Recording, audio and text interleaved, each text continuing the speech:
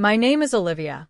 I'm 25 years old, and this is the story of how my birthday party turned into chaos, thanks to my stepmom, Evelyn.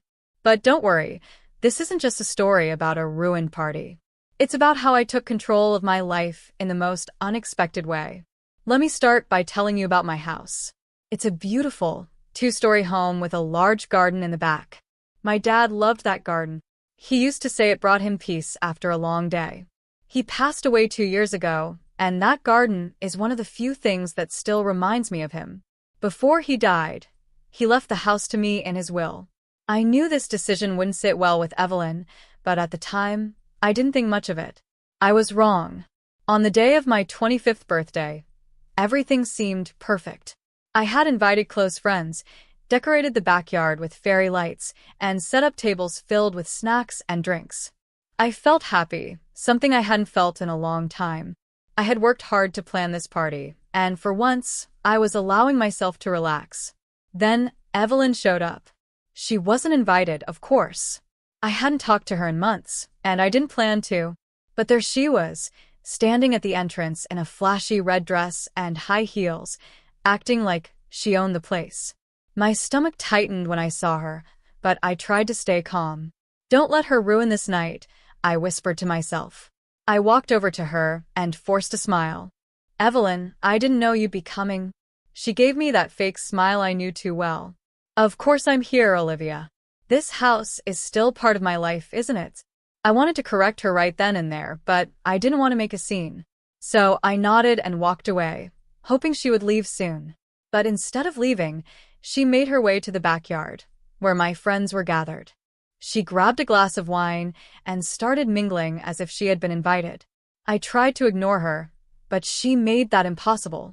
As the night went on, Evelyn's behavior became more disruptive. She criticized the music, complained about the food, and made passive-aggressive comments to my friends about how young people today don't know how to throw proper parties. I could see my friends exchanging awkward glances, unsure of how to respond. I was about to ask her to leave when she did something I never expected. Evelyn clinked her glass loudly, gathering everyone's attention. "I have something to say," she announced, her voice loud and confident. The backyard fell silent as everyone turned to look at her. "This house," she began, gesturing around her, "has been a part of my life for years. I was married to Olivia's father, and I sacrificed a lot to help him maintain this place.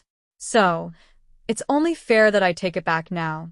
My heart raced as her words hit me like a punch to the gut. My friends looked at me, confused and concerned. I opened my mouth to speak, but Evelyn continued. "I'm asking you, Olivia," she said, her voice dripping with false pity, "to pack your things and leave. I'll be moving in tomorrow." The silence was deafening. I felt anger rising inside me, but I refused to give her the satisfaction of seeing me upset. I took a deep breath, smiled, and said, "Thank you for your speech, Evelyn. But you might want to check the legal papers before making any plans." Her face turned red, but I didn't give her a chance to respond. I walked away and returned to my friends, who quickly surrounded me, offering their support. Inside, I was shaking, but I knew one thing for sure. Evelyn had just made the biggest mistake of her life. Tomorrow, everything would change. The next morning, sunlight poured through my bedroom window, but I wasn't feeling the warmth. My mind was racing after everything that had happened at the party. I had barely slept. The image of Evelyn standing there, confidently announcing that the house was hers, played over and over in my head like a bad movie. But today, I wasn't going to be the audience anymore. I was going to take action. I got out of bed, pulled on a sweater, and made myself a cup of coffee. As I sipped it, I checked my phone and saw a message from my lawyer. "The papers for the sale of the house are ready. Just confirm the final details." I smiled. My dad had left me this house, but it wasn't tied to my heart. Too many bad memories lived within these walls. Memories of Evelyn's cruel words and her attempts to push me aside when my dad passed away. Selling the house felt like closing the door on that chapter of my life. I texted back, "Let's finalize everything today." Just as I hit send, there was a loud knock on the door. I didn't need to guess who it was.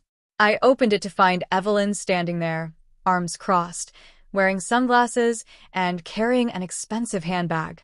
She looked ready for a fight.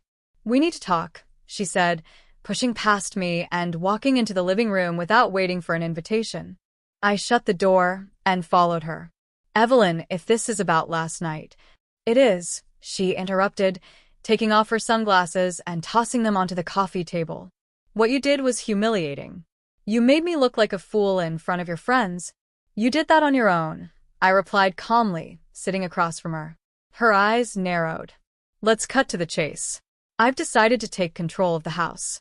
I know your father wouldn't have left it all to you without giving me something." I folded my arms. "Actually, he did. The house is legally mine, Evelyn. You have no claim to it." Her face twisted in disbelief. "You're lying." I shook my head and leaned back into the couch, enjoying the moment. "I have the will and the legal documents to prove it. You can call my lawyer if you want."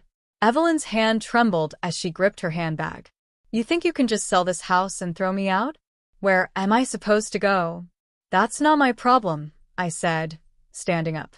"You made it clear last night that you wanted me out. Well, guess what? I'm leaving, but you're not getting this house. It's already sold, and the new owner will be moving in soon." Her jaw dropped. "You sold it?" "Yes. The papers will be signed this afternoon." She stood up, pacing the room like a trapped animal. "You can't do this to me. I invested time, money, and effort into this place."